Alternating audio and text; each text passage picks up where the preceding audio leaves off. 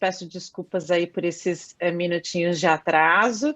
Eu dei um alô aí para vocês no chat, não sei se todos viram, que a gente estava com esses minutinhos aí, e já vi que o pessoal está se apresentando, vocês já estão bem acostumados, né, com a nossa dinâmica, então vou reforçar para que vocês continuem se apresentando aí no chat do YouTube, coloca teu nome, a tua instituição, para a gente fazer aí um networking no nosso chat.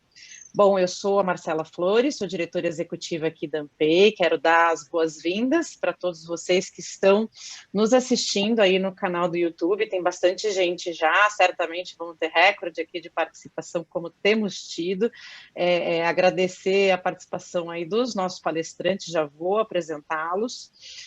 Também na segunda parte da nossa conversa de hoje, que está programada até o final da tarde, a gente vai ter a chance de você enviar a sua pergunta, né, para o nosso moderador, para ele trazer para os nossos convidados. Então, faça as suas perguntas aí no chat.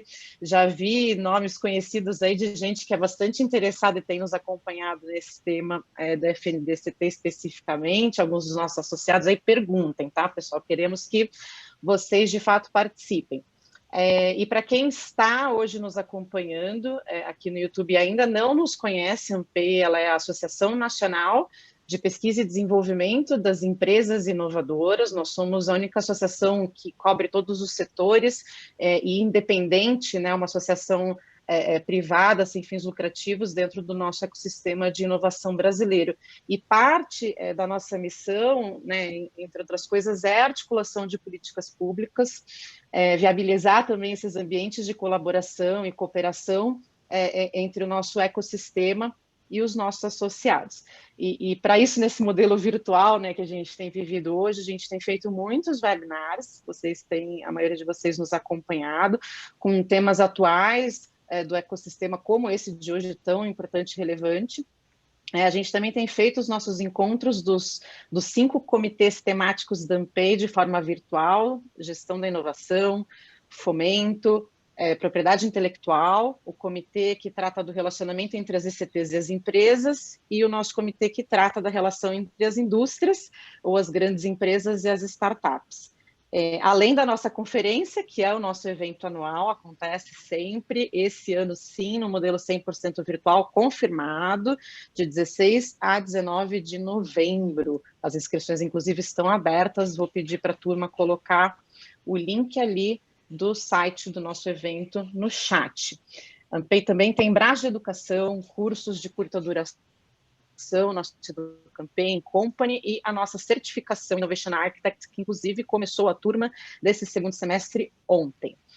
36 anos de Ampay, 36 anos de história, difícil falar rapidamente o que somos, o que fazemos, então quero deixar o convite para quem ainda não nos conhece no detalhe, acessar nosso site, seguir as nossas redes sociais, nossa página aí do Face, do LinkedIn. Vou pedir também para o pessoal colocar aí no chat esses links para que vocês acessem. E daí, falando então deste webinar hoje tão relevante, tão importante, tem como propósito, né, discutir os principais pontos relacionados ao projeto de lei 135, que trata sobre esse tema que, sim, é muito importante para o desenvolvimento científico e tecnológico do Brasil, como todos nós bem sabemos. E sem mais delongas, então, vou convidar aqui para a nossa mesa virtual, para fazer a moderação, Rafael Navarro, que é presidente da Ampay e também líder global de gestão do conhecimento na Braskem. Bem-vindo, Rafael. Como convidados, temos Celso Pancera, que é ex-ministro de Ciência, Tecnologia e Inovação e secretário executivo da Iniciativa para Ciência e Tecnologia no Parlamento. Bem-vindo, Celso. Também convidando Giana Sagazzi, que é diretora de inovação da CNI, responsável pela coordenação executiva da mobilização empresarial pela inovação, a MEI. Bem-vinda, Giana. E Luiz Davidovich, que é presidente da Academia Brasileira de Ciências. Bem-vindo, Luiz. Queridos, é um prazer recebê-los aqui. Vou passar a palavra, então, para o Rafael. Rafael, me ouve? Te ouço sim, Marcela. muito obrigado. Obrigado a todos, muito obrigado aos participantes dessa conversa, obrigado aí pela audiência de todos. Eu vou começar trazendo um pouquinho do contexto, né? Então, o PLP 135, ele propõe mudanças estruturantes no Fundo Nacional de Desenvolvimento Científico e Tecnológico, né? Ele é a principal fonte de financiamento da ciência, da tecnologia e inovação no Brasil. Um fator relevante aqui para a nossa discussão é a possibilidade de evitar o contingenciamento desse fundo, né, que provocou aí nos últimos 6 anos o represamento de mais de 25 bilhões de recursos disponíveis, né? Então, precisamos mudar esse cenário.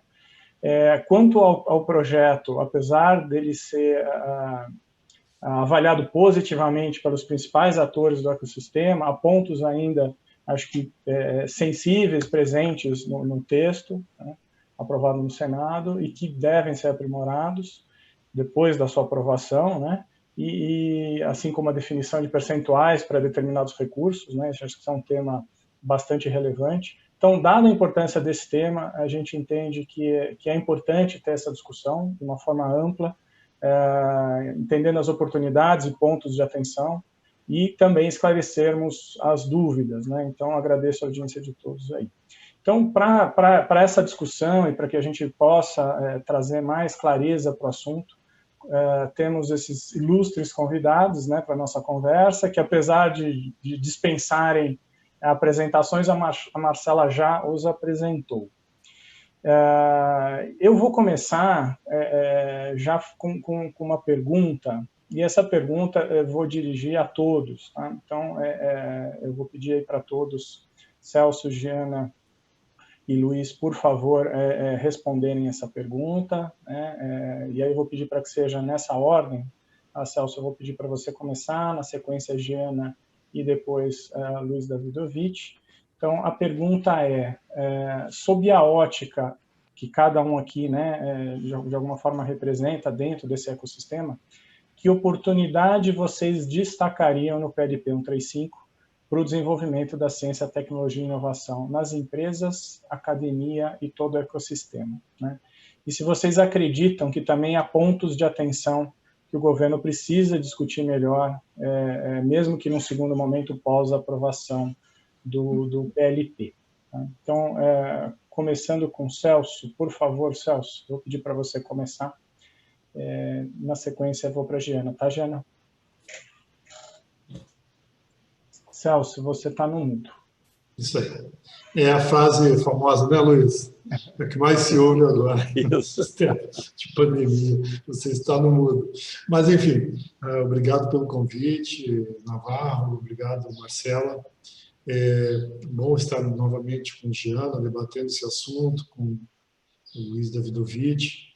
A grande, vamos dizer assim, a grande oportunidade do 135 é a gente fugir dessa amarra do recurso do FMST ficar represado na conta única da União. Acho que esse é o grande ganho. Você aparta o dinheiro, né, coloca ele numa instituição financeira, acredito que a FINEP está bem preparada para isso, e o dinheiro vai ficar ali dentro depositado, vai ter o comitê executivo que vai determinar, vai estabelecer as estratégias do ano, né, naquele período, e mesmo aquilo que não for executado naquele ano, continua guardado, rendendo juros ali, aguardando a execução no ano seguinte.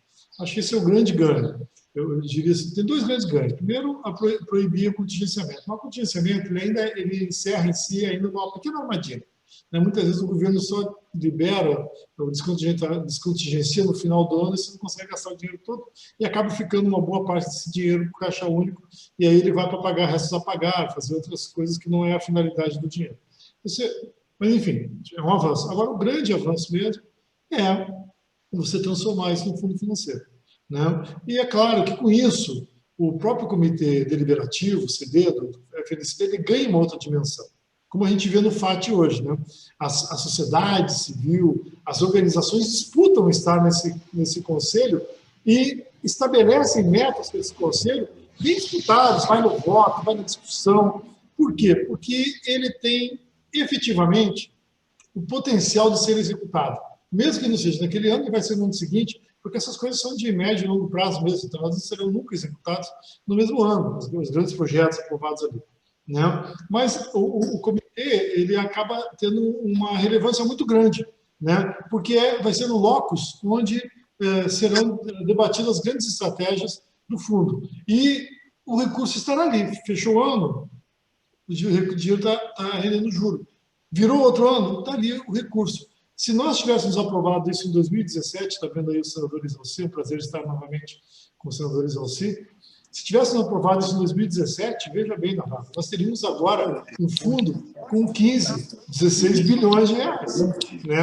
Esse é o tamanho que se perdeu em não ter aprovado em 2017. A gente não compreendeu naquele momento a necessidade dessa grande união para mudar o caráter do fundo, para contábil e financeiro. Então, se eu fosse falar de uma grande virtude desse projeto do nosso senador Isalci, é a mudança do caráter do projeto para contábil e financeiro.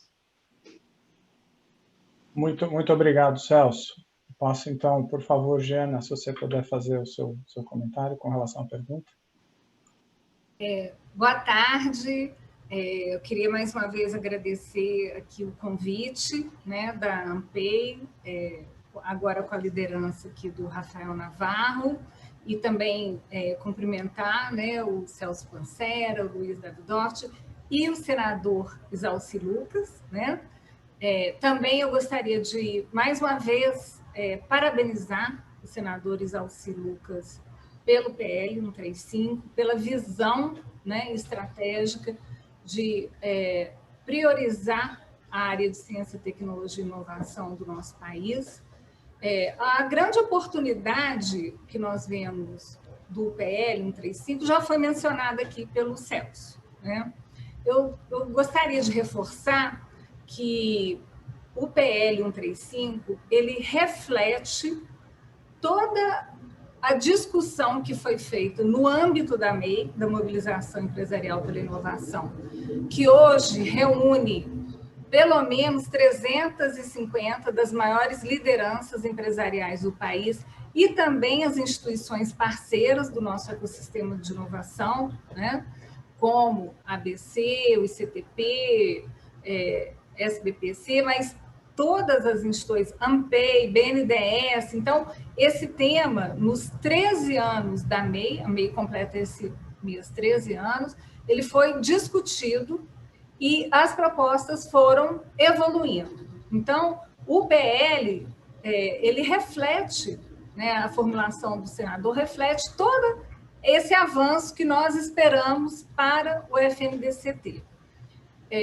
Entendemos que o FNDCT é, de fato, o principal instrumento de uma política nacional de desenvolvimento científico, tecnológico e de inovação, e que, nesse momento de grande dificuldade, crise econômica, financeira do país, a aprovação desse fundo resguardará, protegerá o nosso sistema de ciência, tecnologia e inovação, porque o orçamento que está previsto para o Ministério, incluindo o FNDCT, é bem menor do que os orçamentos dos últimos anos. Então, eu digo a gente porque nós estamos apoiando o PL, né, do senador. Se ele não for aprovado, acredito que a gente terá uma grande crise na área de ciência, tecnologia e inovação no país. O FNDCT, eu vou falar aqui agora especificamente sobre a área empresarial, mas ele tem resultados maravilhosos para a área da academia, né? A gente conhece isso, mas eu destaco, por exemplo, que o FNDCT foi fundamental para o Inova Empresa.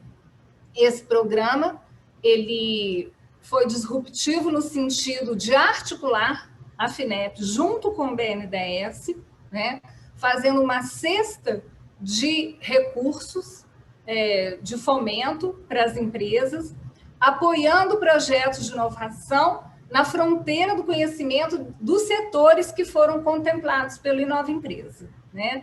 Inclusive, ele superou de longe, né, nas chamadas que foram feitas pela FINEP, ele superou de longe o que se esperava de resposta de projetos das empresas.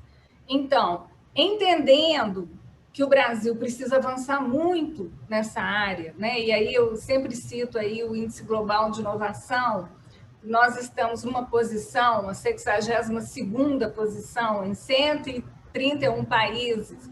Essa posição, de forma alguma, é compatível com a nossa economia. Nós somos a 9ª economia do mundo, né? A gente tem um setor empresarial sofisticado, muitas empresas brasileiras, internacionais operando aqui, uma academia brilhante, maravilhosa, né? Nós somos reconhecidos no mundo inteiro pela produção acadêmica. Então, de fato, o que está existindo, que diferencia o Brasil dos países mais inovadores, é exatamente a prioridade que se dá à área de ciência e tecnologia e os recursos que são destinados, né, para essa área. Em todos os países inovadores, a gente percebe um aumento dos investimentos em pesquisa e desenvolvimento. E, no entanto, o Brasil, na contramão do que está acontecendo no mundo, está diminuindo os recursos para pesquisa e desenvolvimento. Então, a nossa posição é que entendemos perfeitamente que o Brasil passa por um momento difícil, mas é preciso priorizar e é preciso assegurar o futuro do país. E, na nossa visão, o futuro do país passa necessariamente por fortalecer toda a área de ciência, tecnologia e inovação. E sendo o FNDCT o principal instrumento para isso, é importantíssimo que ele seja aprovado. Esse ano, nós teremos apenas 88%, diria, 90% dos recursos foram contingenciados, né? Então, o Brasil, em um ano de pandemia, em que é necessário um maior volume de investimentos até para a gente superar essa crise de saúde, né? Então, eu reforço aqui, e só já terminando, eu queria mencionar a seguinte questão, né, que o Rafael mencionou. Possíveis questões que sejam levantadas com relação ao PL do senador Isalci. Surge uma discussão a respeito da proposta do PL ser de transformar o fundo em um fundo contábil e financeiro. Nós pesquisamos aqui na CNI e o resultado dessa sondagem que nós fizemos é que não existe nenhum impedimento para que o FNDCT seja um fundo contábil e financeiro. Posso, inclusive, dar o exemplo do FAT, que é um fundo contábil de natureza financeira, né? E, então, mais tarde, se for o caso, eu posso detalhar um pouco o que caracteriza um fundo contábil e financeiro. Obrigada. Muito obrigado, Giana. Está conosco o senador Isalci Lucas, senador pelo PSDB, autor do PLP 135. Senador, muito obrigado pela sua presença. Nós estamos aqui já discutindo o assunto do PLP e falando da oportunidade que cada um dos nossos convidados aqui destaca com relação ao PLP, né, no olhar do desenvolvimento da ciência, tecnologia e inovação. Eu vou passar, Celso Pancera já comentou, Giana Sagazo acaba de comentar, eu vou passar a palavra para o Luiz Davidovich comentar, senador, e na sequência eu tenho uma pergunta específica para o senhor. Mas muito obrigado de tê-lo aqui conosco. Olá, boa tarde. Eu quero cumprimentar e agradecer também o convite à ANPEI, na pessoa do seu presidente, Rafael Navarro, cumprimentar entusiasticamente e vivamente o senador Isalci Lucas pela sua modernidade, pela sua compreensão do papel da ciência e da inovação no desenvolvimento de um país, né? E da necessidade que isso seja prioritário no Brasil.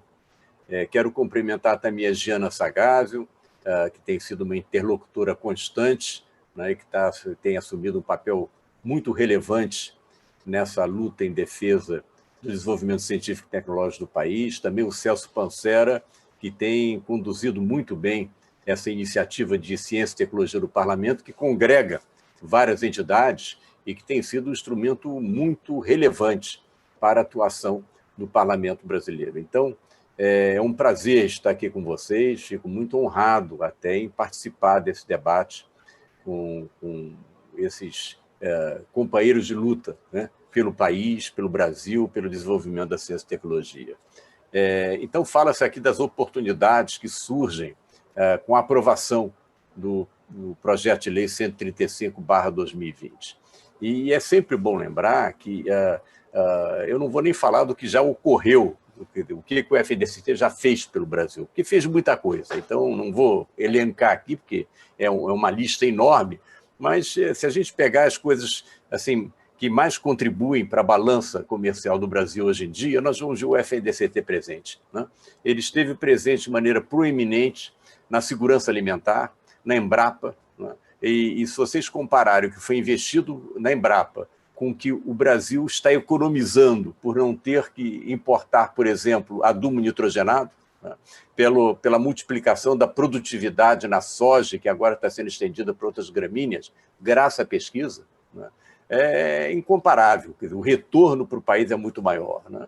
O tanque oceânico da COP, né, no Rio de Janeiro, né, que simula plataformas de petróleo, tem dado uma contribuição imensa, né, para o setor de óleo e gás. O Sirius, lá em Campinas, né, coloca o Brasil na fronteira do conhecimento e, além disso, tem uma interação fortíssima. Lá já é uma tradição deles, tem uma tradição fortíssima com a indústria brasileira, né, através da análise de materiais, inclusive materiais biológicos. Enfim, é um leque de atividades que foi possível graças ao FNDCT. O FNDCT contribuiu de forma muito importante para isso. Mas vamos olhar para o futuro, né?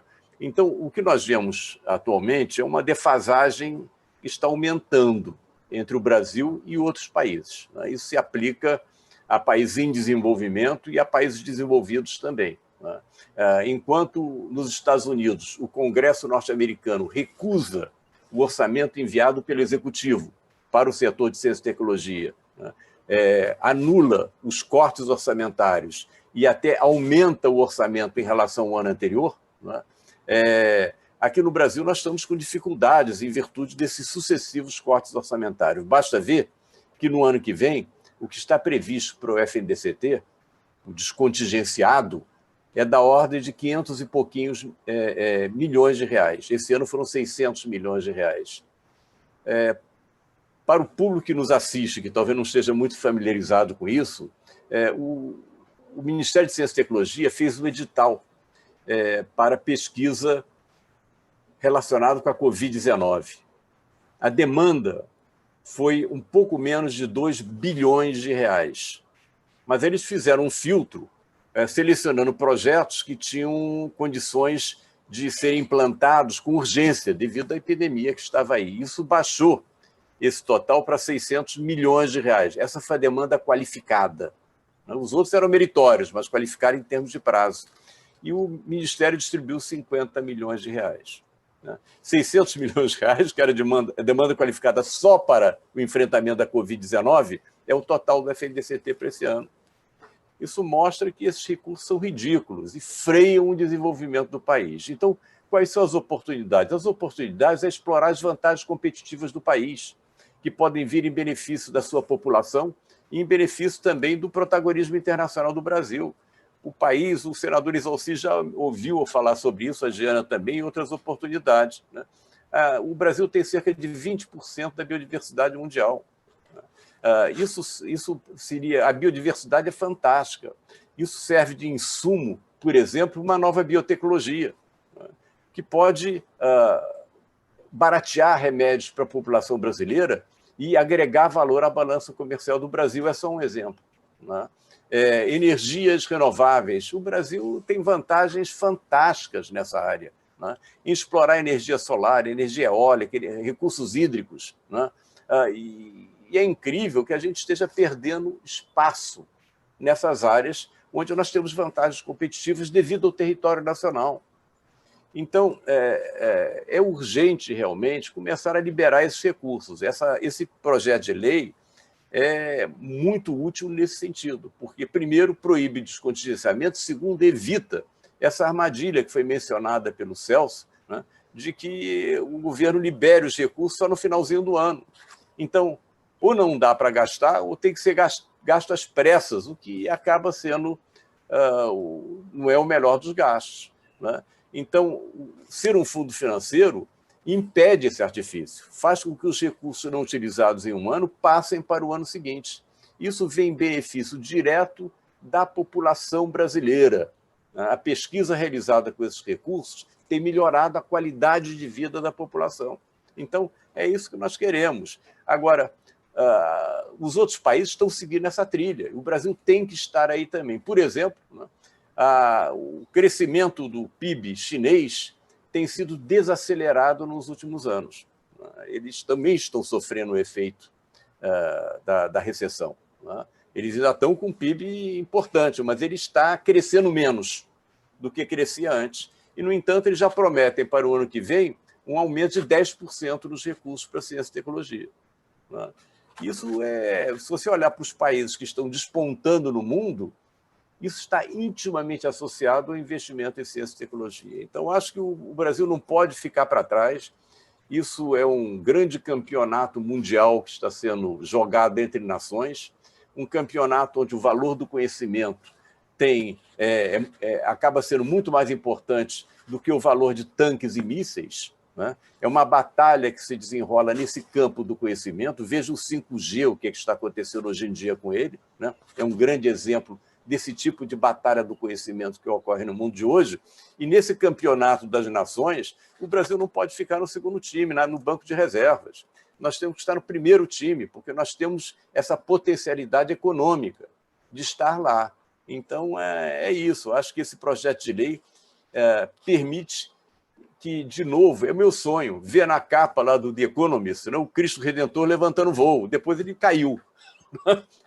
Teve uma capa lá em que ele caía. Mas eu quero ver isso, né? Eu quero ver o Brasil levantando voo, né? E ele tem todas as condições, graças ao investimento que foi feito nas últimas décadas. Temos grupos de pesquisa fantásticos que permitiram, mesmo mal financiados nos últimos tempos, enfrentar essas epidemias, enfrentaram o Zika, né? Diagnosticaram o Zika, foi capa de revista internacional, né? E agora batalhando contra a pandemia. Então, acho que nós temos grupos muito eficientes, uma conquista realizada durante décadas. Construir esse sistema de ciência e tecnologia levou décadas, né? Precisou do CNPq, da CAPES, depois da FINEP, né? Precisou das FAPES. Isso foi uma construção que foi feita ao longo de décadas. Construir leva décadas, destruir leva muito menos tempo. Isso nós não podemos permitir. É um patrimônio brasileiro que nós temos que reforçar. Então, eu acho que esse projeto de lei é muito bem-vindo, né? Eu estou preocupado também, devo dizer, com o orçamento de ciência e tecnologia para o ano que vem, que é deletério para essa área de ciência e tecnologia, né? E dizer também que nós estamos falando de recursos que são comparados com o orçamento geral. Nós estamos fazendo uma luta assim gloriosa por recursos que são pequenos. É o quê? É 5 bilhões de reais? O que é isso diante do orçamento geral, né? Ainda mais considerando que isso não é gasto corrente, isso é recurso de investimento, né? Então, é uma luta com a qual nós temos que nos empenhar. Nós temos que considerar também que questões que foram levantadas em relação a esse projeto poderão ser consideradas depois, a questão do percentual para crédito. Temos que considerar que o Conselho Diretor do FNDCT, se vocês olharem a lei que regulamentou o FNDCT de 2007, e agora, mais recentemente, teve um regimento interno do Conselho Diretor do FNDCT, que eu estou com ele aqui na minha frente, né? É de final do ano passado. E esse regimento fala claramente: compete ao Conselho Diretor aprovar o Plano Anual de Investimento dos Recursos Não Reembolsáveis e Reembolsáveis do FNDCT. E o PL diz que os recursos para crédito são até 50% do FNDCT. né? Os recursos para organizações sociais, até 25%, né, dos não reembolsáveis. Então, compete ao Conselho Diretor discutir isso, né? E, eventualmente, nós podemos mudar esses percentuais máximos no segmento desse processo. Mas eu acho que a prioridade agora é aprovar o PL tal como está, né? Evitar emendas, porque emendas aí começa a entrar jabuti, né? Jabuti é aquele apareceu na árvore e ninguém sabe quem colocou lá, né? Se apareceu na árvore é que alguém colocou, né? Porque jabuti não sobe em árvore. Então, evitar jabutis, né? Esse projeto está limpo, está claro, né? Ele não requer emendas, né? E qualquer problema em relação a possíveis percentuais, vamos ver isso depois, né? Mas vamos aprová-lo como está, né? De modo que ele já possa ser válido. Eu gostaria que ele começasse a funcionar no momento da aprovação nesse ano, porque esse ano está um aperto danado. Não sei se é bom que as pessoas saibam disso. Nas nossas instituições de pesquisa, está um aperto danado. As pesquisas estão sendo impossibilitadas por equipamento quebrado, né? Eu sei, eu estou falando também com pleno conhecimento de causa. Eu trabalho na parte de ótica quântica. Então, é laser quebrado. E aí você faz o quê? Não tem dinheiro para consertar. Você deixa de fazer experimentos que estariam nas páginas das melhores revistas internacionais, por falta de recursos, né? Tem jovens brilhantes deixando o país. Então, é muito importante ter uma derivada positiva. Sabe que a derivada positiva tem um efeito psicológico fantástico, né? Quando o pessoal vê que está crescendo o orçamento, não precisa chegar imediatamente ao que já foi anos atrás, mas começa a crescer, isso melhora o ânimo dos jovens. Eles veem, puxa, finalmente, né, pelo menos o Congresso está reconhecendo que o que nós fazemos aqui no país, né, é prioritário, né? Os jovens estão saindo a cada momento, estão recebendo ofertas extraordinárias. Sim. Holanda, Austrália, Nova Zelândia, Arábia Saudita. Então, ficando gente aqui no Brasil, pô. Perfeito. Acho que todos então aqui concordamos que assim, é importante aprovar o PL, né, e posteriormente faremos aí os ajustes que forem necessários. Eu vou passar... Senadora Zalci, mais uma vez, muito obrigado pela sua participação. Eu tenho uma pergunta aqui para orientar um pouco a nossa conversa, senador, mas, obviamente, o senhor fique à vontade para falar e trazer a perspectiva do assunto, tá? Mas a minha pergunta é mais para a gente começar. O desenvolvimento do país por meio da ciência e tecnologia tem sido uma das suas bandeiras, né? Então, gostaria que o senhor explorasse um pouquinho do porquê disso, né? Por que tem sido uma bandeira e como que o senhor acredita que a aprovação, então, do PL 135 pode contribuir para essa questão, né? Então, por favor, senadora Zalci. Bem, primeiro eu quero agradecer o convite, né? Eu estou até fora do meu gabinete, fora do local adequado, né? Eu estou aqui no Ministério, mas eu queria, em primeiro lugar, eu disse hoje eu tive o privilégio de manhã de participar também de um debate, inclusive com a presença da Helena Nader, a questão de política de Estado, né? Estava a Anfip, os órgãos, FOCAP, várias pessoas representando as políticas de Estado, e eu pude exatamente responder essa pergunta, né?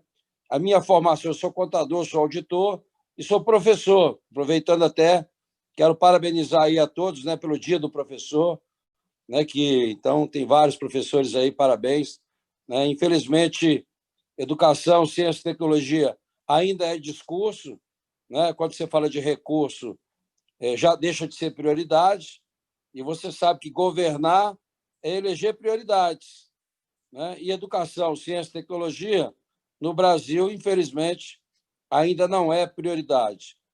Eu tive a oportunidade de ser secretário de Ciência e Tecnologia aqui no DF, no início da criação da secretaria, em 2004, e percebi que era impossível fazer qualquer coisa com a legislação existente, porque na livre iniciativa de onde eu vim, você faz o que você quiser, você só não faz o que é proibido.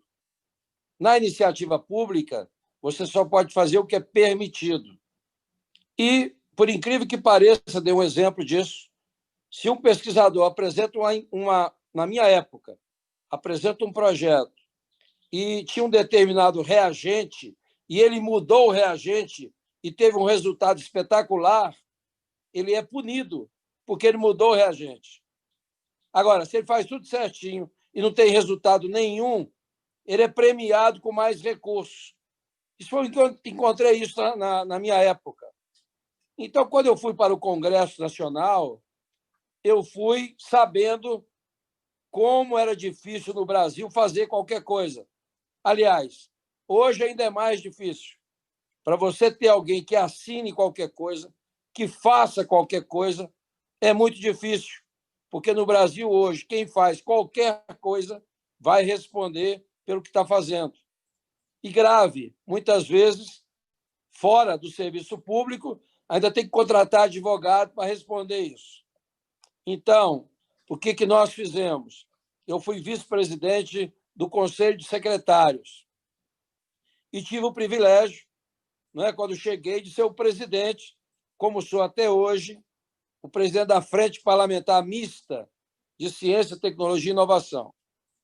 Então, tudo aquilo que era necessário mudar em função das demandas que encontrei da universidade, das fundações de amparo, dos secretários, tudo que a gente viu de dificuldade, nós conseguimos mudar no Congresso Nacional. Eu, quando não fui relator, eu fui presidente. Colocamos inovação na Constituição e fizemos um marco regulatório de ciência e tecnologia, e que muitas vezes ainda não é bem conhecido, bem aplicado, por desconhecimento ou por insegurança jurídica, que todo mundo hoje tem medo de fazer qualquer coisa. Então, é uma luta diária.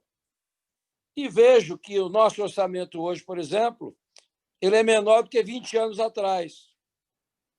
Como foi dito, o FNDCT, que é um fundo fundamental para a ciência, teve um contingenciamento de 88%. Terceiro, falta de regularidade. Não adianta num ano você ter recurso e no ano seguinte você não ter. Então, tem que ter regularidade. No fundo financeiro, porque você sabe exatamente que você vai ter aquele recurso, por menor que seja, mas você tem a segurança de que ele está num fundo e que não será contingenciado. Então, para a gente é fundamental isso, a aprovação desse projeto. E como foi dito aí pelo Davi, isso mesmo. Vamos aprovar na Câmara do jeito que está. Se quiser fazer alguma alteração, vamos fazer depois. Nós aprovamos no Senado 71-1. Na Câmara, eu cobrei, inclusive, semana passada, tanto do Rodrigo Maia quanto do Marcos Pereira, que é o vice-presidente, e ambos estão dispostos e empenhados em votar a matéria.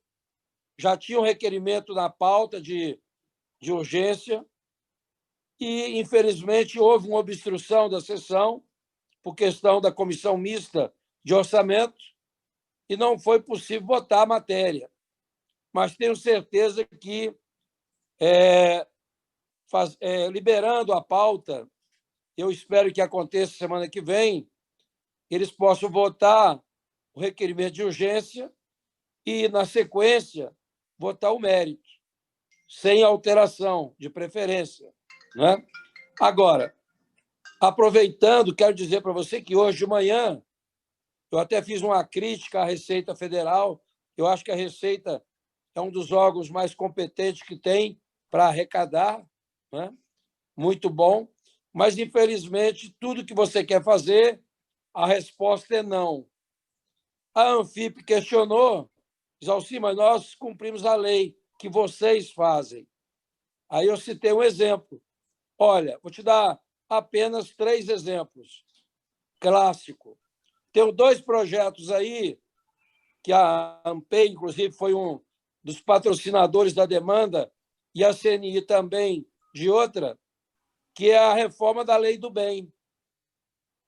90% das nossas empresas são pequenas e médias empresas, que ou estão no Simples ou estão no lucro presumido, e que a lei do bem não permite, porque inovação não é produto, inovação também é processo. E 90% das nossas empresas são analógicas. Então, temos que aprovar e modificar a lei do bem. Agora, quando eu pedi o Ministério da Economia para pautar isso, a quem ele perguntou primeiro? A Receita Federal, que disse o quê? Não, não pode. Aí citei os 2 projetos. E citei um outro, recente agora. Toda empresa, em janeiro, se quiser optar pelo Simples, janeiro é o mês de opção. Quem é do lucro presumido, a opção é no pagamento da primeira parcela do trimestre. Então, as empresas optaram pelo Simples em janeiro e março, abril, optaram pelo lucro presumido. Abril veio a pandemia. Como é que eu vou cobrar de uma empresa que fez opção pelo lucro presumido, que paga sobre o faturamento, e que o faturamento caiu 90%, e que está dando prejuízo, está quebrada, e como é que eu vou querer cobrar? Eu tenho que dar oportunidade para a empresa de mudar de regime. Fiz a demanda no Ministério da Economia. Para quem que ele perguntou? Para a Receita Federal. É possível? Não. Então, quer dizer, como é que nós vamos, não é, priorizar isso? Então, é isso. A gente precisava um dia que o ministro da Economia e o diretor da Receita Federal fosse alguém que analisasse o mérito e não apenas os números. Porque hoje, por melhor que seja o mérito, as pessoas simplesmente olham o orçamento. Não tem dinheiro, não tem dinheiro, não tem dinheiro, porque não tem mesmo. Não é? Tanto é que o nosso déficit ultrapassa 500 bilhões, sem contar a pandemia. Então, não vai ter dinheiro mesmo. Agora, você tem que priorizar. Agora, adianta. Qual é o problema da ciência e tecnologia? Popularidade. Popularizar o que é isso, porque ninguém sabe mais. As crianças não sabem mais o que é ciência.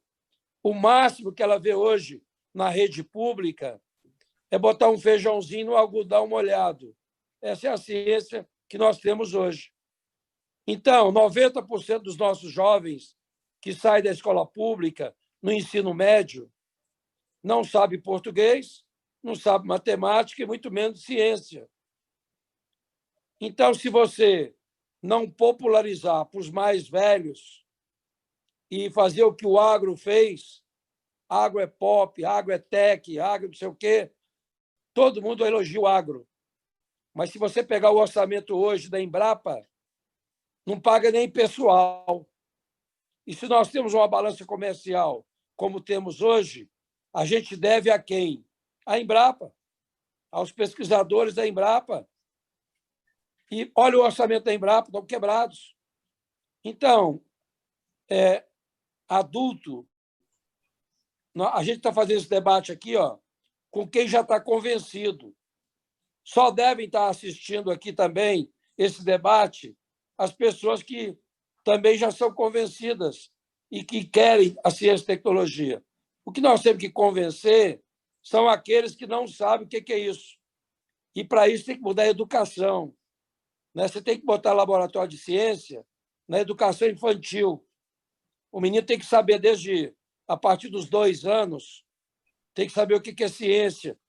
Aí, eu fui da época, falei isso hoje de manhã, eu nasci na roça, tomava banho no quintal e o sabão era feito de abacate, né? Ou gordura de porco que sobrou. Esse era o sabão que eu tomava banho. Agora, mudou tudo, né? Mudou por quê? Ciência e tecnologia. Então, nós precisamos investir na popularização da ciência e tecnologia. É o que está faltando no Brasil. Por isso que o ano passado eu fiz várias audiências públicas na Comissão Mista do Orçamento, porque são eles que definem qual é o orçamento, para onde é que vai. Então, temos que fazer isso. Entendeu? Então, eu espero que a gente consiga votar essa matéria o mais rápido possível na Câmara e que a gente possa mudar também a lei do bem no Senado. Né? Então, era isso. Né? E parabenizar aí, né, o apoio, mas eu estou dizendo, liga para os líderes, né, pega cada pesquisador do seu estado, conversa com as lideranças, conversa com o presidente da Câmara, tem que ligar, tem que pegar o telefone, fazer reuniões e sensibilizá-los que para cada R$1 investido, né, tem um retorno de R$12. Então, é investimento, não é gasto. Não é? Então, acho que vocês... esse debate é importante. Agradeço aí o apoio. Acho que esse projeto pode mudar bastante, né, o rumo da ciência no Brasil. Perfeito, senador. Muito obrigado pelas palavras, pela contribuição. Acho que estamos todos aqui assim, convergindo para o senso de urgência, né, para que transformemos então a FNDCT num fundo financeiro e contábil e a posteriori, né, quer dizer, aprimoremos o que for necessário, mas é importante que esse recurso comece a irrigar o ecossistema e faça a diferença. Né? Então, o Luiz Davidovich trouxe o ponto de mudar, né? Quer dizer, trazer um pouco do olhar de que as coisas estão melhorando, como é que a gente consegue trazer recurso, isso dá um senso de priorização do assunto, né? Que a gente tem se sentido pouco priorizado. Né? Então, o senhor traz, senador, a questão do senso de urgência. Eu tenho uma pergunta aqui do Mário Neto Borges. É uma pergunta, acho que eu gostaria que todos se quiserem comentar, comentem, né? Que traz qual a sugestão para que a gente consiga fazer, então, que esse projeto seja votado ainda esse ano na Câmara, né? E ele pergunta especificamente de uma audiência aí com o Rodrigo Maia, né?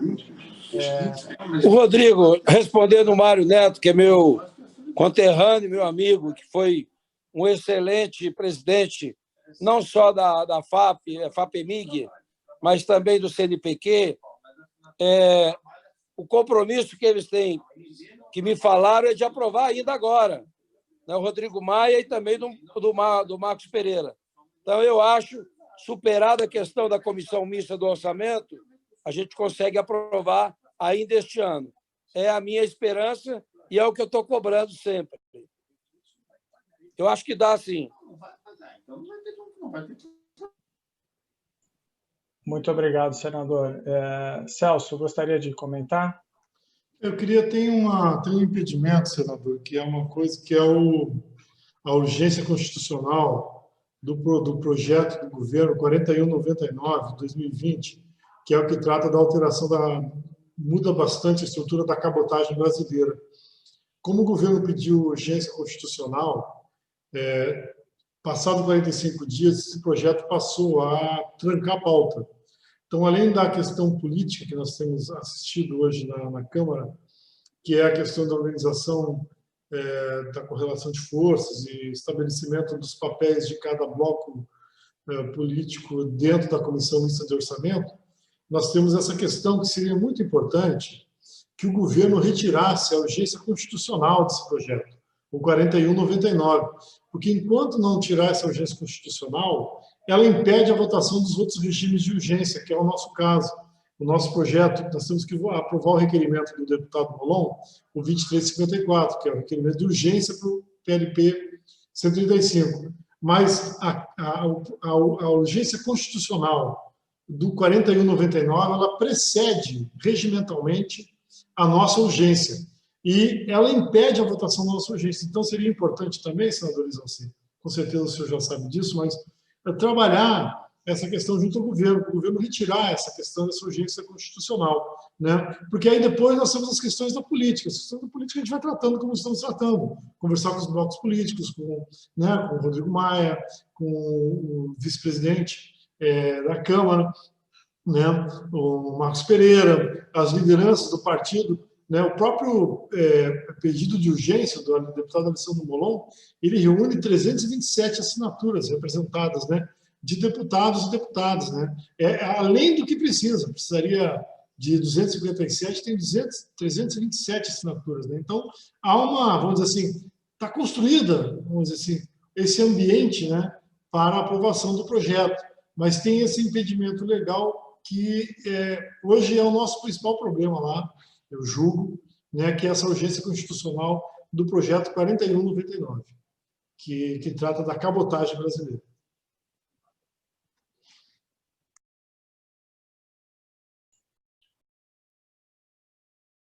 Muito obrigado, Celso. Obrigado pelos seus comentários. Alguém gostaria de comentar algum assunto, alguma coisa relativa a este ponto? Se não, eu tenho uma pergunta para a Giana. Posso te fazer a pergunta? Então, Giana, então vamos lá. No teu olhar, trazendo um pouco para as empresas, né? Você acha que uma das questões das empresas, dos problemas que as empresas enfrentam hoje passa também pela falta de crédito ou de subvenção econômica para projetos de inovação?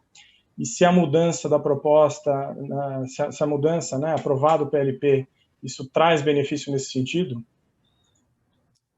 Sim, certamente.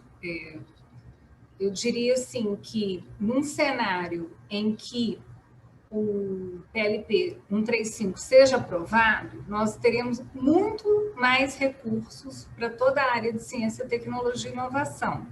Então, certamente, esses recursos serão utilizados para projetos de inovação.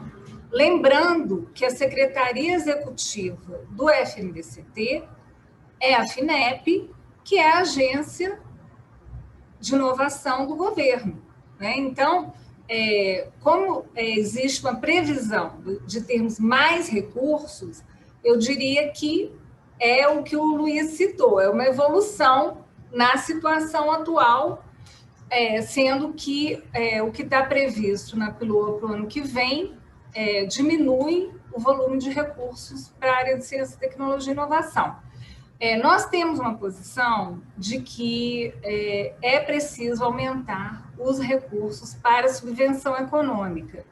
A subvenção econômica é um instrumento amplamente utilizado nos países mais inovadores, né?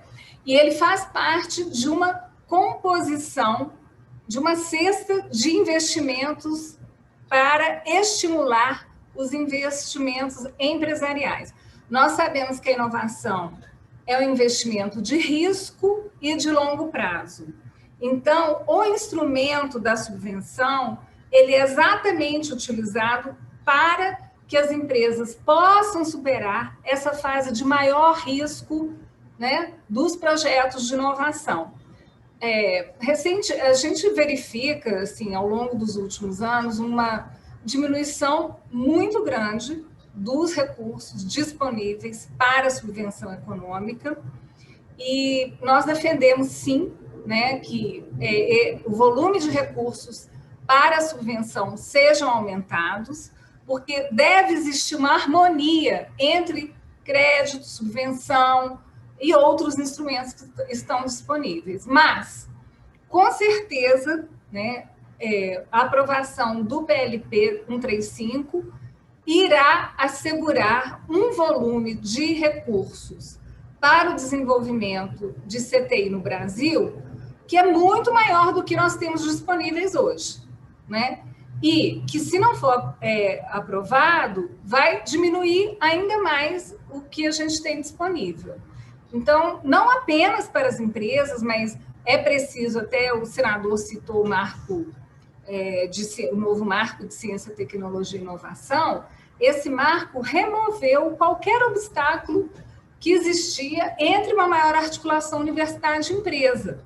Então, é necessário que a gente estimule essa maior articulação universidade e empresa. É necessário, não só universidade e empresa, mas com os ICTs, né? E aí a gente tem instituições super importantes que fazem parte, como o Senai, que hoje tem mais de 90 institutos Senai de tecnologia e de inovação. Temos a Embrap, né, que vem mostrando um desempenho acima do que se imaginava no apoio aos projetos de inovação. precisa de recursos. O PLP, foi bom ter lembrado da Embrapa, porque o PLP também assegura recursos para organizações sociais, né? E a Embrapa, esse ano, só recebeu 20 milhões de reais, né? Então, ela precisa de recursos para, de fato, poder cumprir o papel para o qual ela foi criada, né? Então, seria, assim, uma melhoria muito grande, a gente estaria assegurando, eu diria, a sobrevivência do nosso Sistema Nacional de Ciência, Tecnologia e Inovação. Muito obrigado, Giana.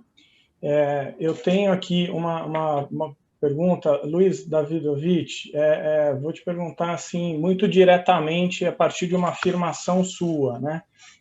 A sua afirmação é: preciso defender o desenvolvimento científico e tecnológico, ingrediente fundamental do progresso no mundo contemporâneo. A aprovação do PLP 135 endereça esse ponto? Sim ou não?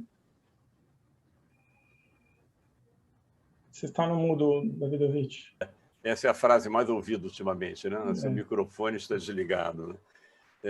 Então, certamente, começa a mudar essa situação. Eu acho que realmente traz recursos que hoje em dia estão muito limitados e ajuda o Brasil a ter um lugar melhor nesse concerto de nações, como eu estava mencionando antes. E não há dúvida, os países que estão aí despontando são aqueles que estão investindo fortemente em ciência e tecnologia. Apesar da crise, aliás, não é apesar da crise, é por causa da crise. É por causa da recessão, porque eles sabem que o melhor remédio para sair da recessão é o investimento qualificado. O investimento mais qualificado que existe no mundo de hoje é o investimento em ciência, tecnologia e inovação. É isso. Eu quero comentar também o que o senador Rizalci falou, realmente muito bem-vindo, uma lembrança muito oportuna, sobre o papel da educação em ciências, que é fundamental. E que tem que começar com as crianças, realmente, aproveitar a curiosidade natural das crianças, mostrar para as crianças como é que a ciência funciona em termos simples. Isso está sendo feito em outros países, não é ciência com cuspe-giz, é ciência com a mão na massa, né? A Academia Brasileira de Ciências tinha um projeto de mão na massa que alcançou centenas de milhares de crianças, anos atrás. Mas isso tem que vir do governo, porque a gente tem que alcançar milhões de crianças, não é centenas de milhares, aqui no Brasil, desde cedo, mostrando o que é ciência, o que é método científico, mas em termos simples. Como é que você acha que isso funciona? Faz uma hipótese, né? Vamos fazer um experimento para ver se é verdade? Isso criança faz, né? E a gente tem que começar lá, até para poder ter um entendimento melhor da população sobre o que é ciência, né? O que é o método científico, mas tem que começar lá embaixo. Então, concordo plenamente com o senador Rizalci, e essa também é uma grande prioridade para o país e é uma obrigação das nossas universidades. Não adianta também ficar só falando do governo. Não, eu acho que as nossas universidades públicas, especialmente, têm que trabalhar nisso. Estão formando professores para a educação básica, tem que introduzir esse método mão na massa, que já existe em outros países. Em inglês é hands-on, nos Estados Unidos, na França, mano à la pâte. É um método internacional. Nós precisamos disso aqui, né? Botar a mão nas massas, as crianças colocarem a mão na massa para aprender o que é ciência, para despertar a curiosidade. Na ciência, muitas vezes, a pergunta é mais importante que a resposta. Então, tem que colocar isso já para as crianças. Perfeito. Muito obrigado, Luiz. Nós estamos aqui caminhando para os últimos 20 minutos finais. Tem uma pergunta, eu vou correr aqui algum risco, eu vou pedir a ajuda de vocês aí para a gente cumprir o prazo, tá? O tempo. Mas tem uma pergunta aqui do Rodrigo Cecioso, da superintendente da FINEP, que pode ser que gere um outro debate, tá? Mas vamos lá, vamos tentar falar um pouquinho desse assunto nesses últimos 20 minutos, tá? Sobre o PLP, é fundamental a preservação do FNDCT, né? Então ele concorda que é fundamental a preservação, o descontingenciamento. Contudo, é importante que não seja um substitutivo do orçamento do MCTI, porque é um outro ponto aqui que, obviamente, é do conhecimento de todos, é uma preocupação com o tamanho do orçamento do Ministério, né? Que é um ministério importante e deve ter orçamento próprio, né, obviamente. Então, nesse sentido, seria uma nova pauta dedicar 1% da arrecadação tributária, conforme praticado no Estado de São Paulo e a FAPESP, E aí ele pergunta um pouco da opinião de vocês, né? Então ele está trazendo assim o aspecto de que o FNDCT é fundamental que a gente descontingencie, mas que isso não pode ser, vamos dizer, mas que a gente também preserve um orçamento para o Ministério, né? E traz um pouco dessa reflexão do exemplo que a gente tem aqui no estado de São Paulo com relação à FAPESP, né? Então, senador Exalci, eu gostaria de comentar? Acho que o senhor está falando, o microfone está... Eu gostaria, porque eu estou aqui no Ministério, preciso resolver um problema aqui. Eu queria responder primeiro para a gente poder me ausentar e já saindo, e dar minhas considerações finais. Perfeito. Lógico que uma coisa não tem nada a ver com a outra. O Fundo Nacional de Desenvolvimento Científico e Tecnológico, ele tem os objetivos dele, desde a sua criação. Orçamento é outra coisa. Então, não há que se fazer nenhuma redução em função de uma possível aplicação.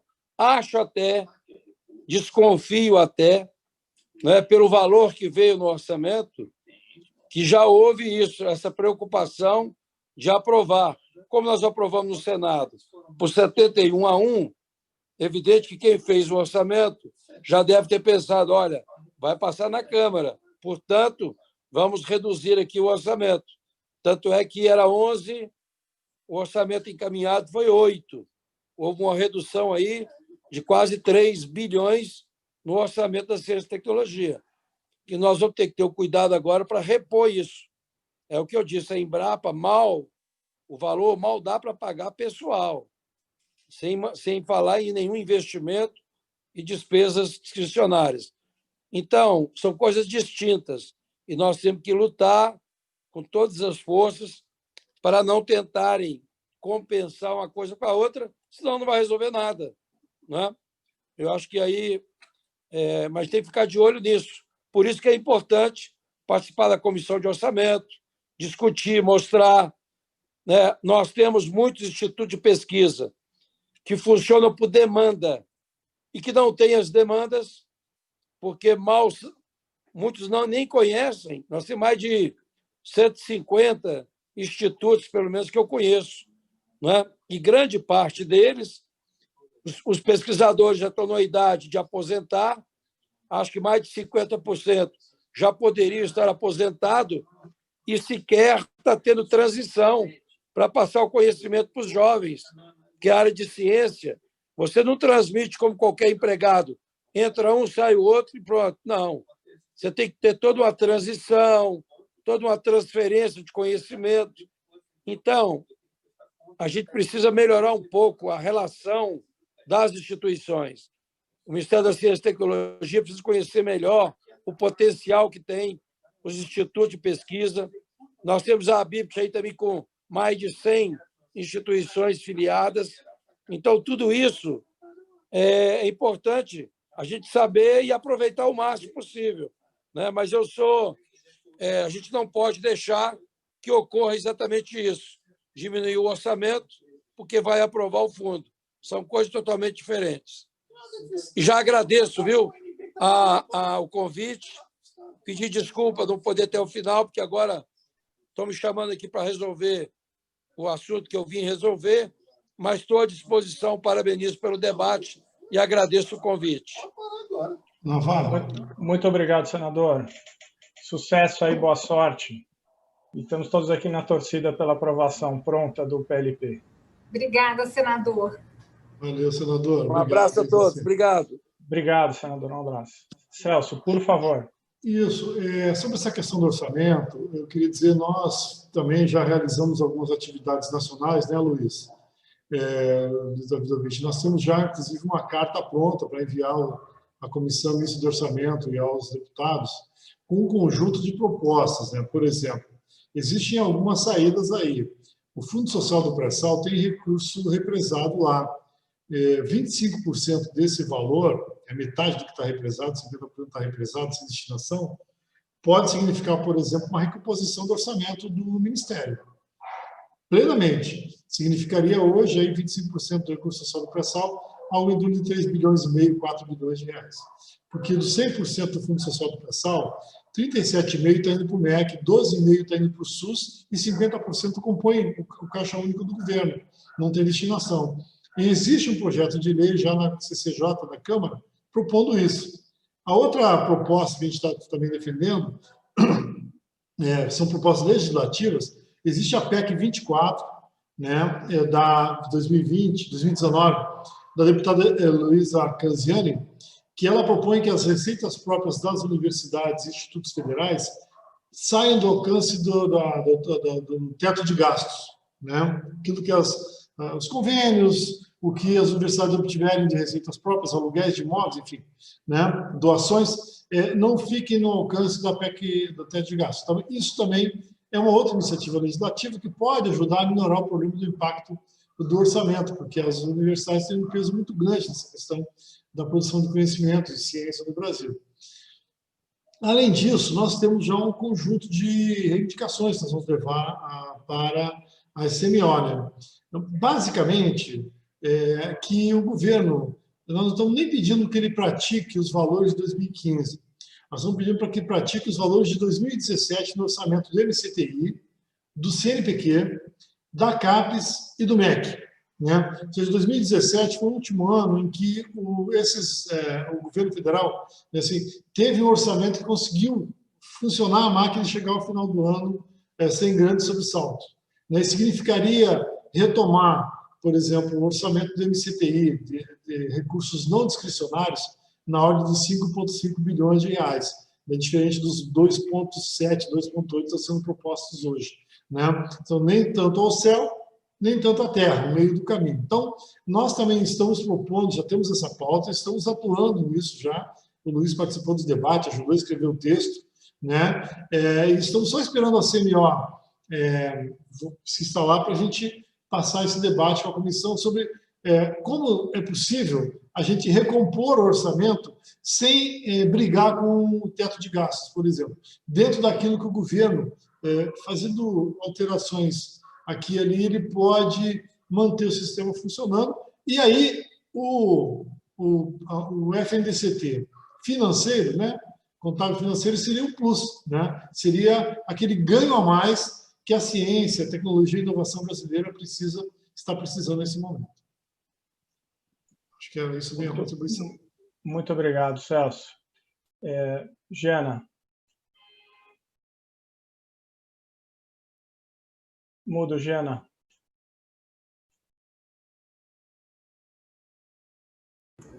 De fato, o orçamento do Ministério da Ciência, Tecnologia e Inovação, para o ano que vem, ele tem uma redução de 60%. Né? Então, é uma redução mais que proporcional ao orçamento de outros ministérios, como Minas e Energia, Infraestrutura, Defesa, Educação, Saúde. Então, isso eu acho que coloca, mais uma vez, a questão da prioridade à área de ciência, tecnologia e inovação, né, que se deve dar, isso num contexto da gente planejar o futuro do Brasil. Né? Quais são as áreas que são indutoras do desenvolvimento do país? Bom, coloca essa questão. Mas eu acho que a questão levantada vai além da discussão do FNDCT. Né? O FNDCT é importantíssimo, principalmente nesse momento, com uma perspectiva de uma redução ainda maior dos recursos que estão disponíveis, mas, na nossa visão, esse recurso é muito pouco para a economia do Brasil. É muito pouco, né? Até 2018, a gente tem Estados Unidos, China, investindo mais de 500, quase 600 bilhões de dólares em P&D. Nós temos, se a gente for ver o percentual, nós temos Coreia, Israel investindo na ordem de 5% do PIB em pesquisa e desenvolvimento, e o Brasil, né, numa curva inversa, a gente está diminuindo o investimento em pesquisa e desenvolvimento. E os resultados da última Pintec, que ainda não pegaram, né, essa redução mais drástica dos investimentos, né, do orçamento para ciência, tecnologia e inovação, mostram isso. né? As empresas informando que elas tiveram menos acesso a recursos públicos. Então, na nossa visão, a gente tem que fazer uma discussão, uma vez superada, né, e numa perspectiva positiva que a gente vai conseguir aprovar, né, a gente precisa discutir algo que seja mais estratégico para o país.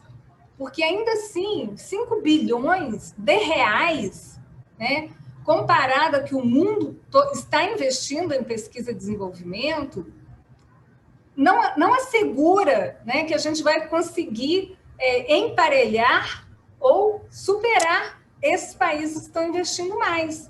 E nós sabemos que é o investimento, né, em ciência, tecnologia e inovação que vai trazer competitividade para a nossa indústria. Lembrando que a indústria no Brasil também tem perdido espaço. Hoje, a indústria de transformação está 11% do PIB, que é uma queda histórica, e a gente precisa ter uma indústria forte, até para que o agro continue pop, né? Porque o agro também usa a indústria, né? A indústria fornece máquinas, equipamentos, fertilizantes, então é necessário fortalecer a indústria, né? Então, a discussão que eu acho que se coloca hoje, depois, né, da gente poder, de fato, assegurar os recursos do FNDCT, quais são as fontes alternativas de recursos que poderiam, sim, fortalecer o investimento do Brasil em P&D, em ciência, tecnologia e inovação.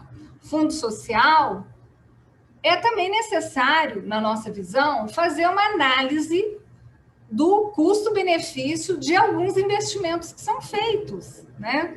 E que não necessariamente trazem os resultados que se espera para o país. Então, fica colocada aqui uma questão que eu acho que nós, as instituições que têm uma agenda de fortalecimento, né, dessa área, certamente vão levar, né? Então, quais são as fontes alternativas de recursos num cenário de crise financeira, né? E como a gente pode priorizar essa área de forma a assegurar um futuro para o nosso país? Perfeito, Jana. Essa é uma agenda importantíssima para que a gente possa discutir, né? As alternativas. Precisamos discutir as alternativas para não ficar discutindo só ou lastimando escassez, né? Isso. Precisamos discutir alternativas. Obrigado. Eu vou pedir, Luiz Davidovich, se você puder também fazer Estamos caminhando aqui para os minutinhos finais, né? Então, tem mais um monte de pergunta. Infelizmente, a gente não vai conseguir atender, mas fica aí seguramente uma sensação de que tem um monte de gente interessada nesse assunto e que a gente tem mais um monte de espaço para debater. Tem perguntas sobre pequenas e médias empresas, enfim. Então, é bom que a gente acaba tendo pistas aí para próximas e boas discussões. Por favor, Davidovich. Pois não. Então, a recuperação do FNDCT e impedimento, contingenciamento, transformação em fundo financeiro é apenas uma parte da questão, realmente, né? O Brasil tem custeado aí os 1% do PIB em P&D, 1,2%, 1,3%, por aí, né? E nós estamos chegando a uma situação que é até irônica, de que esse percentual aplicado em P&D vai acabar aumentando porque o PIB está diminuindo, né? Houve uma contração do PIB esse ano, né? A última estimativa do Banco Central é cerca de 5%, né? Então, lá fora se sabe que um instrumento muito poderoso para aumentar o PIB é o investimento em ciência, tecnologia e inovação. Então, o governo tem insistido muito na questão da relação entre a dívida, né, e o PIB. Então, é uma fração que você tem, né? PIB dividido por dívida, né? E, claro, você, para reduzir a dívida, né, você corta gastos, né? Mas tem uma outra maneira também, que pode ser concorrente com essa, de aumentar essa fração. Quer dizer, reduzir a proporção da dívida em relação ao PIB, aumentar o PIB, né? E isso não estou vendo um esforço nesse sentido. Pelo contrário, ele está sendo contraído, né? O senador falou da Embrapa, né? O que está acontecendo na Embrapa, eu sei, tem pessoas que eu conheço que estão lá, né? É grave. A agricultura, hoje em dia, a produção de alimentos, depende de ciência extremamente sofisticada, depende de genética, né? Depende de equipamentos que fazem análise genética, né? E nós tivemos até recentemente uma palestra na academia de uma prêmio Nobel de Química, que ganhou o prêmio Nobel há 2 anos atrás, lá do Caltech, né? E que faz pesquisas que servem à agricultura, acabam servindo à agricultura, novos produtos químicos, mas através de técnicas extremamente sofisticadas. Então, cortar o orçamento da Embrapa é acabar com a galinha dos ovos de ouro, matando a galinha dos ovos de ouro. E assim como tem a Embrapa, nós temos outras experiências de sucesso no Brasil. Por exemplo, Institutos Nacionais de Ciência e Tecnologia do CNPq, né? São redes de colaboração entre institutos de várias regiões do país, redes temáticas, que têm dado uma grande contribuição, não apenas à ciência, mas à economia do país, né? Você tem institutos nacionais de ciência e tecnologia na área de ciência da agricultura, né? Na área de saúde, né? Que, aliás, se mobilizaram nessa pandemia, que já tinham se mobilizado na época da Zika. Vocês têm institutos nacionais de ciência e tecnologia em áreas de fronteira, nanotecnologia, que fica cada vez mais importante no mundo, nós não podemos abrir mão disso. Então, é muita oportunidade para o país que vai ser perdida. E mudar o FNDCT ajuda, mas ajuda o seguinte, a não morrer na praia, a não exterminar esses laboratórios, esses esforços. Mas isso é muito pouco, nós temos que seguir adiante, nós temos que ter uma expectativa maior em relação ao futuro, tem que aumentar os investimentos em ciência e tecnologia de modo a colocar o país no time dos campeões. O Brasil tem que estar lá no time dos campeões. Eu quero ver de novo o Cristo Redentor levantando um voo como um foguete, né, na capa de grandes revistas internacionais. Foi 2010, viu, David? Foi 2010, não é isso aí. 2010. Né? Eu quero ver isso de novo, tá certo? Então nós temos que lutar por isso. O Brasil não tem vocação para ser de 10ª categoria, tem que estar lá no primeiro time. Né? Isso se conserta não apenas com o FNDCT. O orçamento de ciência e tecnologia é fundamental. Vamos imitar os outros. Vamos imitar o Congresso norte-americano, que reforça o orçamento de ciência e tecnologia. Vamos imitar a China, né? Que está, daqui a pouco, passando os Estados Unidos com a tecnologia que eles estão fazendo. Né? Então, nós temos que estar nesse time. Né? E eu acho importante que o Congresso compreenda isso. Eu acho que passa por realmente audiências públicas, argumentar com os parlamentares. Né? Essa é a nossa chance, no sentido de que eles compreendam essa questão conceitual.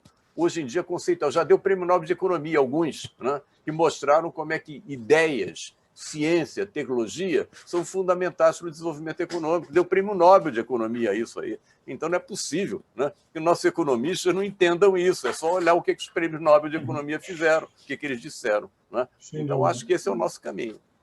Não falta inspiração, e acho que o que a gente tem realmente que lutar é pelo E, né? Então, é FNDCT e um orçamento que faça jus à ciência e tecnologia e a quantidade de possibilidades que a gente tem nesse país. Né? Então, eu queria agradecer a vocês, foi ótimo, foi uma ótima forma de passar aqui minhas 1h30 da tarde. Certamente para mim também. Faltou só um cafezinho aqui, mas foi excelente. Então, muito obrigado. Eu vou passar a palavra para a Marcela para considerações finais e encerramento. E, mais uma vez, obrigado aí por participar com a gente. Obrigada, Rafael. Obrigada, Luiz, Diana, Celso, senador Exalci. A gente teve muitos elogios aqui no chat, as palavras de vocês. Foi muito bacana ver o pessoal ali interagindo, e a todos vocês, muito gostoso, assim, né, ouvir a nossa comunidade. Tinha gente de todo lado, né, do ecossistema, gente de empresa, os pesquisadores, gente do governo, assim, essa mágica que a AMPEI faz de trazer e conectar todos os atores do ecossistema é realmente algo muito legal. Eu fico muito feliz de ver esse público ali. De novo, agradecendo, então, a presença de vocês. A gente colocou ali no chat um link para que o pessoal possa responder rapidamente a nossa pesquisa de satisfação relacionada aí ao que a gente conversou hoje, a qualidade desse webinar. E, para terminar, então, essa nossa tarde, eu vou deixar vocês com um videozinho de convite para a nossa conferência AMPEI desse ano. O link, novamente, também vai ser colocado aí no chat. Um grande abraço, pessoal. Tchau, tchau.